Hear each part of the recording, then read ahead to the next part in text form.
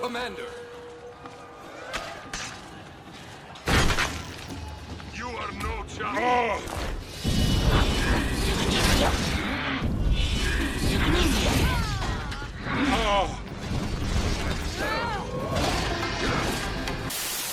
ほう、向かってくるのか。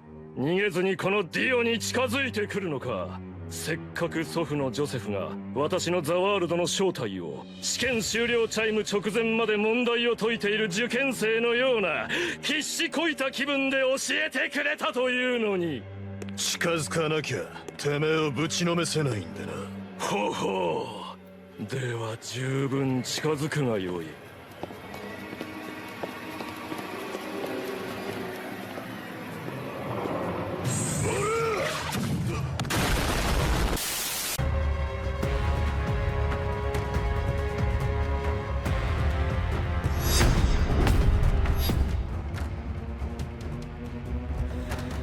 Why make certain light attacks deal 18 plus damage? Isn't that the whole point of a heavy attack, to inflict major damage? So currently some lights do a lot of damage. Range for the higher and the lower values of some of these light attacks is something that we keep an eye on. Obviously, we don't want the lights to be doing some absurd amount of damage, but at the same time, we want them to be threatening enough that you will throw them throughout the combat. Yes, we know that they're often like the heavy parry punish value that you get versus the heavy for the light parry punish. Can we expect more uninterruptible light attacks on blocks for other heroes? I would say short answer, yes. I would expect to see more enhanced light attacks that allow player to continue the chain on block. I think we'll see it in some particular heroes, but definitely not all, because we have to be cognizant of 4v4 modes. You don't want to be locked down in block stun forever by, let's say, a Orochi or something like that. So thank you, Dark X Passenger, for your questions. Now, Shields then game. Why was Raider Dodge GB not removed? So, I mean, this one personally is strategy, in my mind, at least. I think the community and everybody was about ready for Lawbringer to lose block on shove. Same thing with Shigoki armor. Same thing with Conqueror or Superior block on passive block. But my read was that the entire community wasn't ready for Raider Dodge guard break to be nerfed and or removed. I think everyone maybe now sees the power of it. So I think we're ready to say, okay, Raider Strong has been buffed. That part is working. We can pull back the reactive defensive tools. Second question from that person. Having stamina is fun. Why aren't I allowed to have any while fighting raiders? Okay, so you end up out of stamina against Raider. Right, that makes sense. Our coming mid-season patch does have the stamina changes. The big thing we have in that is that if you're out of stamina, anything that costs you stamina at that point will no longer reduce your stamina. It can only pause you if it was going to pause you anyway. The intention there being that you spend less time in out of stamina states, and people can't chain you forever in an out of stamina state, e.g. with like bash to bash to bash to bash. Eventually you're going to regen and get out. This one's a bit longer. Okay. Any plans on continuing tweaking Lawbringer after all the feedback of the current rework?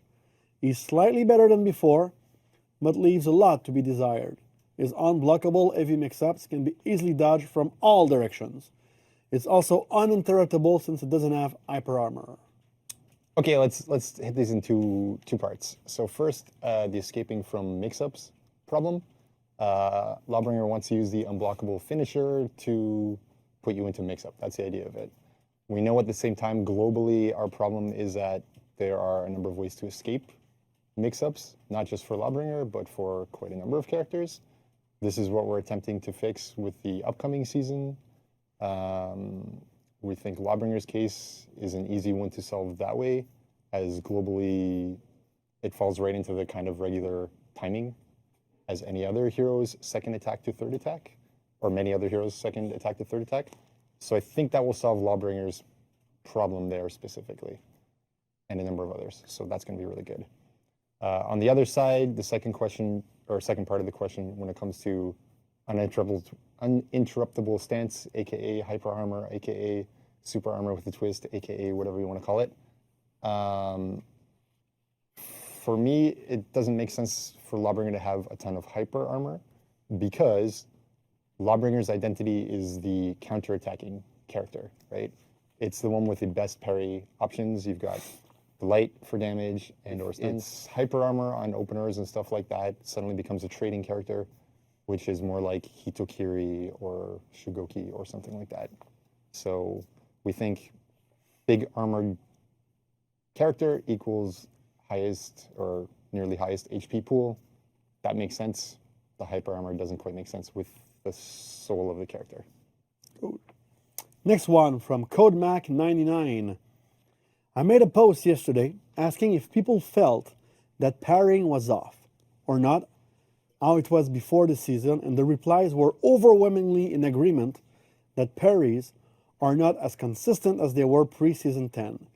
Can you elaborate on this, if this is some sort of bug or intended change? Thanks. So right now the thinking is that this is the usual cycle of a new season.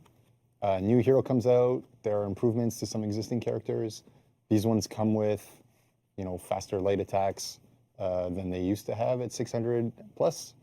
Variable timing, heavies, and so on. So we're thinking it's the usual offense is getting better.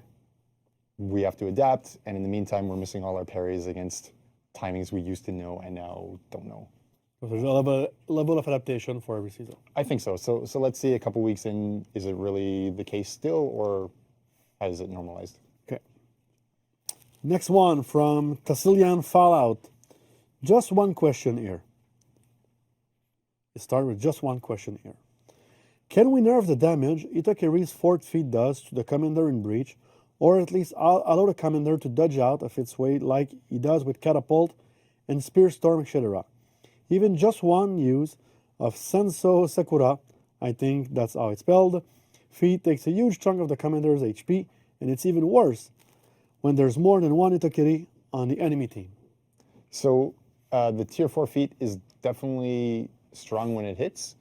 It's something we keep. That's a backflip one, right? The super backflip one. I love that one. The death move, yeah. It's super fun. That's why they're all doing it. It's the commanders and everyone else.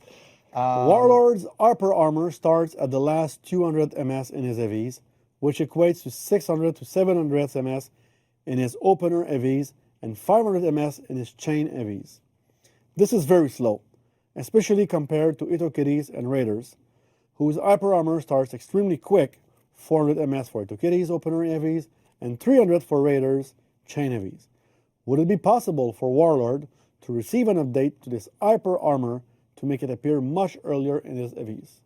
So quickly looking at the Warlord's tree just before we put this together, it looks like it's happening 300 ms before the hit. This, I think, is about the latest that most characters have it in their heavy attack. Yes, Hitokiri's earlier. Yes, some other characters are earlier than Warlord. Getting side deflects is still quite difficult nowadays. So deflects have always been very difficult on the sides. Yes, we're aware that there is an issue where basically dodge is, let's say, 33 ms worse on the sides, making your deflects a little harder to get. It seems as if we'll be able to do a fix for mid-season patch. Basically, it seems to have gotten a regression because of trying to fix it. Is there any plans to change Lad's guard to be even with the rest of the assassin? This definitely seems like a good idea to us. Shinobi's in the same boat, even though it's a Shinobi buff. Question from Vapor Snake. My question for you and the team is, can anything be done for heroes with no effective ways to counter bashes to begin their offense when going up against heroes with easily accessible bashes? So there are a couple of possibilities here. My current favorite is really trying to change the question a little bit, as right now a lot of times people are speaking about, hey, how do we or how do we counterattack a bash? How do we punish a bash? How do we punish X or Y or Z? But I'd like the question to become a little more like, what are my tools that can initiate, and then once I go, that I want to sustain with? And that becomes the global question. I think the change you would see there is that you would throw some stuff out a little bit more. You would want to keep going through your chain a little bit more.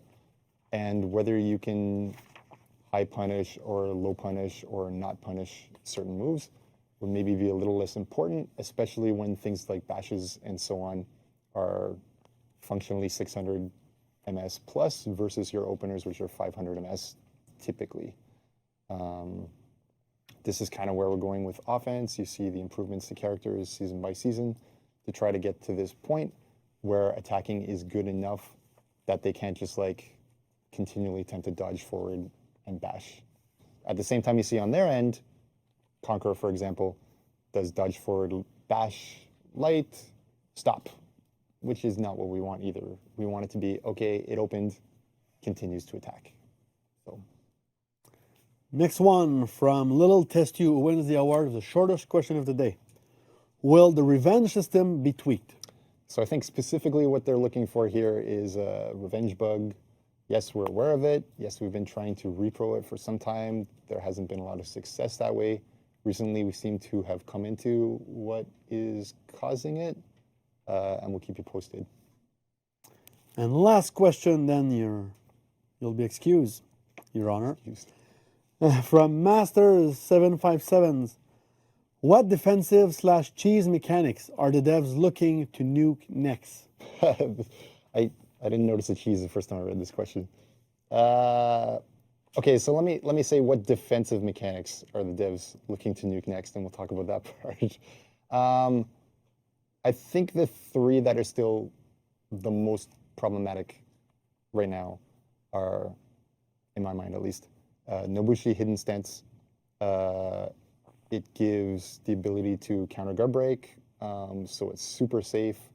And with a couple other pieces of the kit, Nobushi is very hard to chase out of the lane or even just kill without sending constantly 2+ people to deal with her.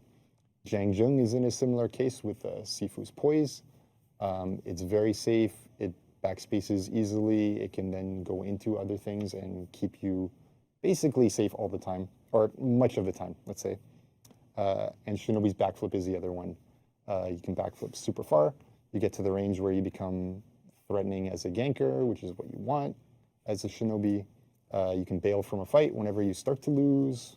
And it's extremely difficult to punish even if you know what's going to happen. These should each have a little bit more risk to them.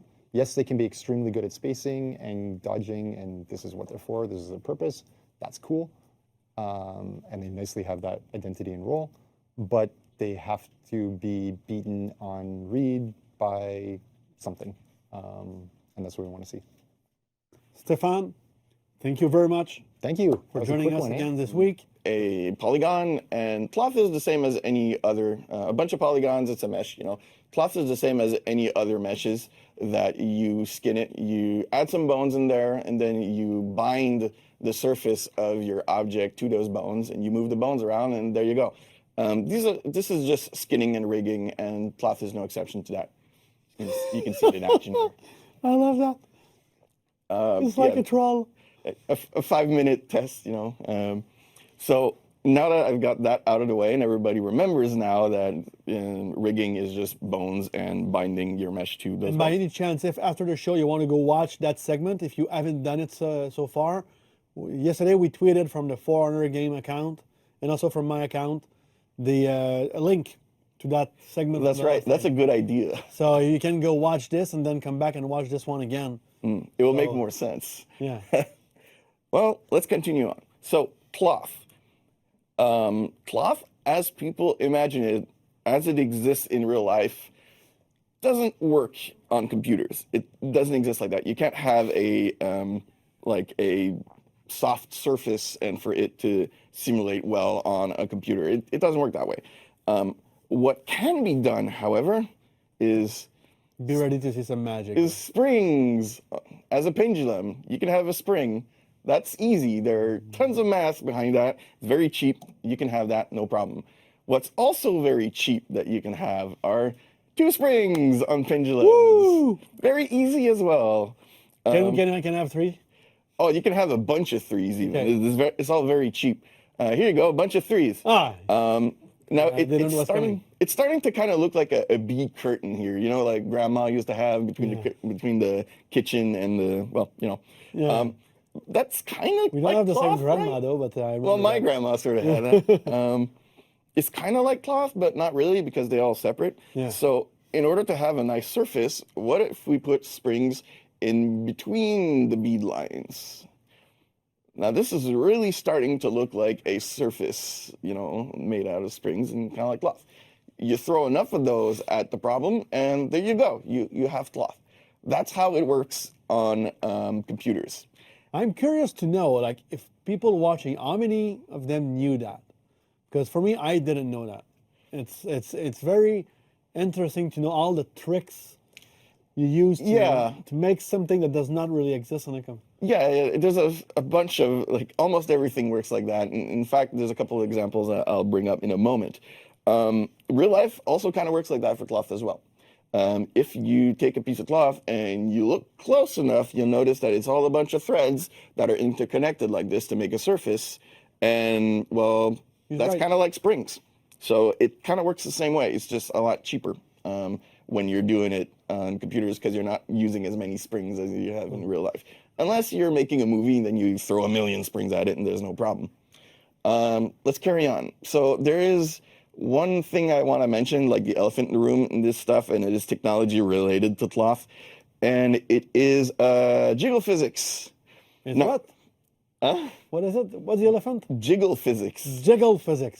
It's just a surname people give to the tech. It is in fact called soft bodies. So jiggle physics, what does that, there are 2 flavors of that. There's a very cheap version where it's just rigging and skinning, and you're binding to a single bone and the bone is just moving around. But there's also a very expensive version that is derived from cloth. Let me show you the difference between cloth and soft bodies, which we'll say is jiggle physics. Cloth is a single surface. So if you drop a sphere of cloth, it's just going to flatten. It's not very interesting. It's just a single surface, you know, a flat surface. Soft bodies is the same technology with springs, only there's volume considered. There's springs inside as well. So it's kind of like jello-y, you know? Yeah. It's gonna fall off. Yeah, it's kind of rolling about. So simulations are weirdly hard to control. They'll do whatever they want in their head, and you don't have much control over it. It'll do what it'll do. In fact, a lot of working with cloth is limiting how much they can do. And we can see here, I just drop a ball and it starts rolling away. You know, that's terrible.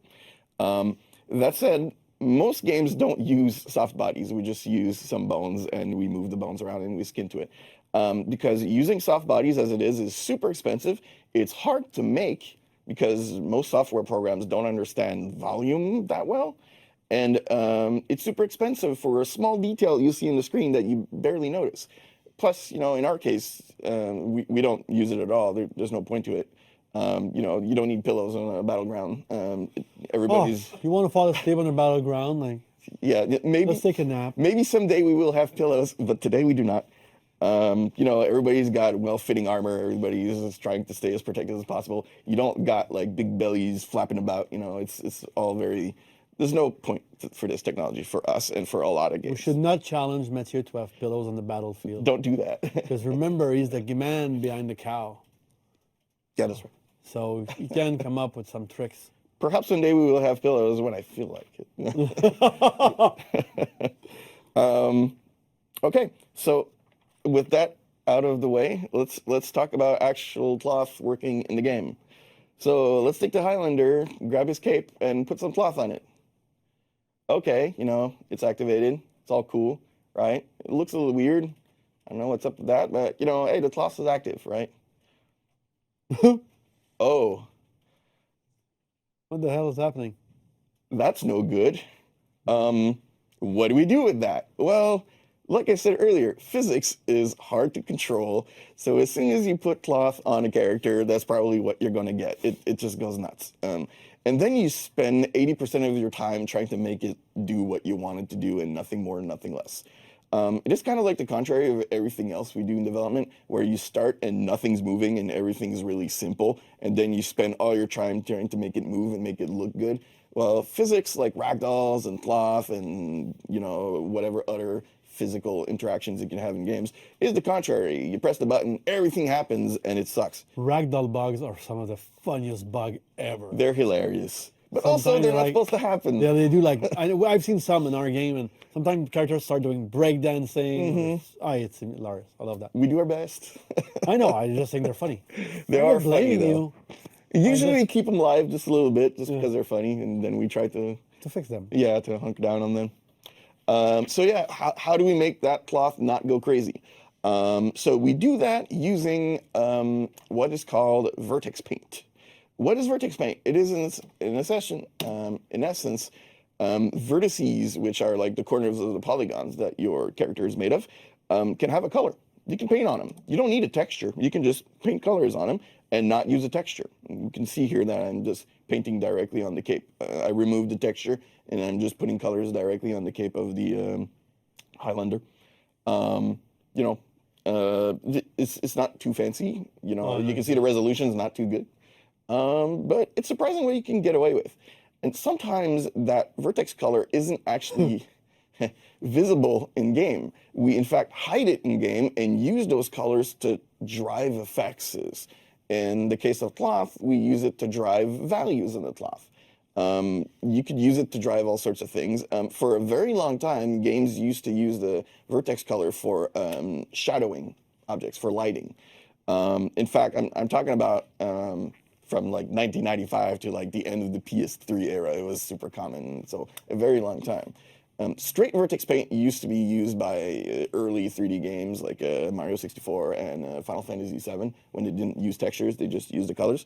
But eventually, when they got textures in there, vertex paint is still useful for.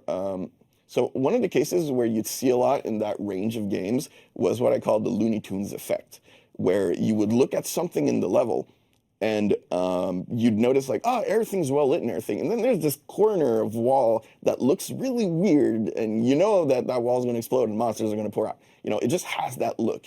Same with the old Looney Tunes cartoons where you look at the background and it's obvious that they were going to interact with that.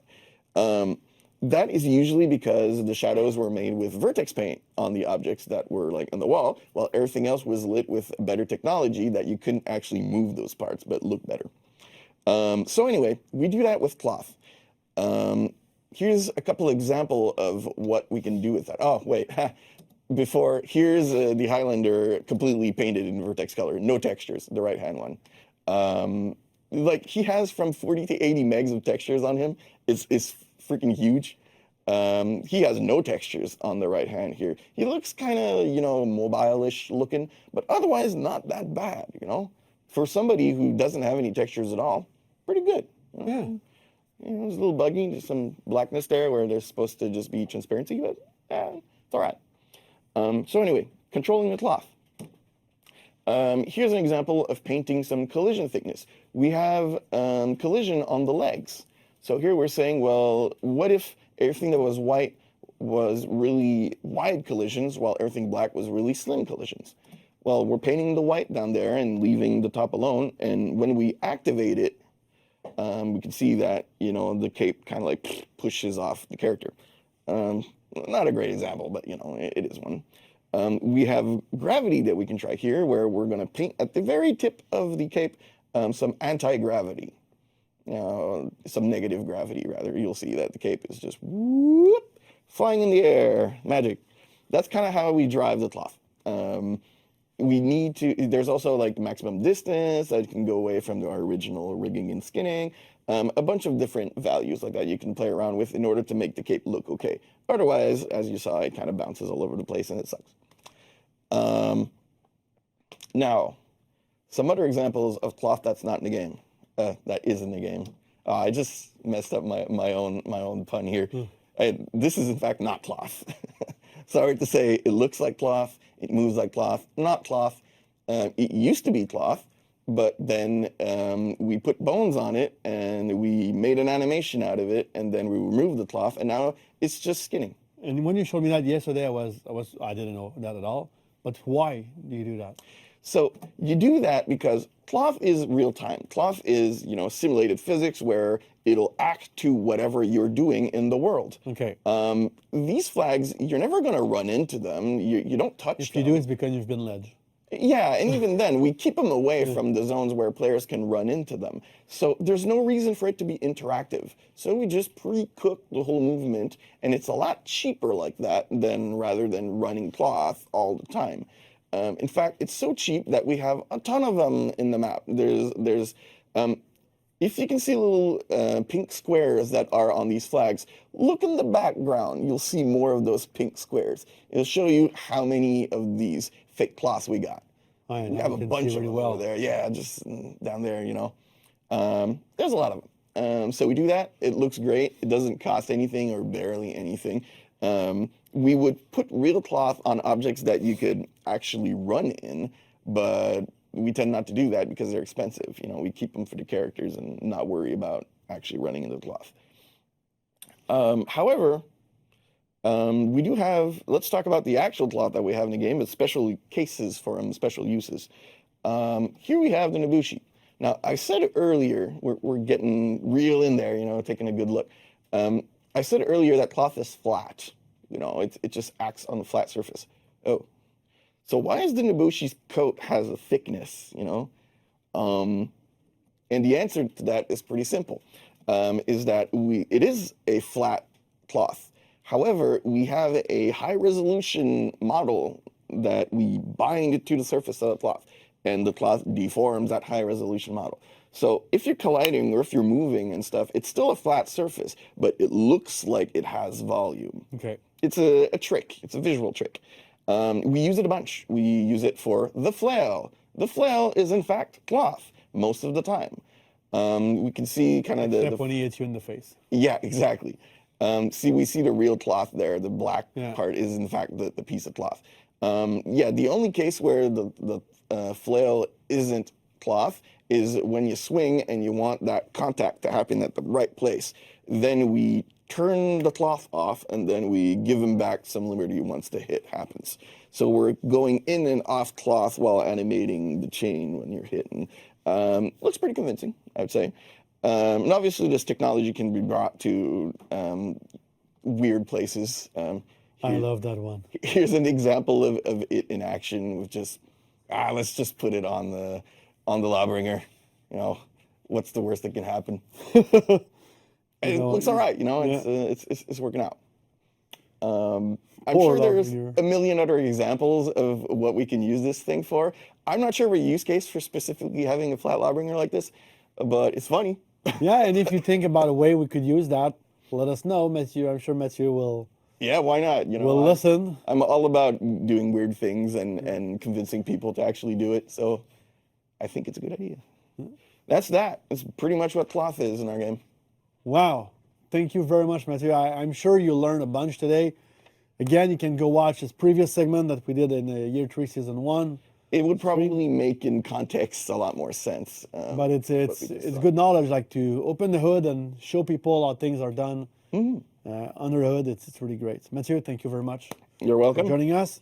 So we'll be right back with the last segment of the show, the Community Corner. Good day, everybody.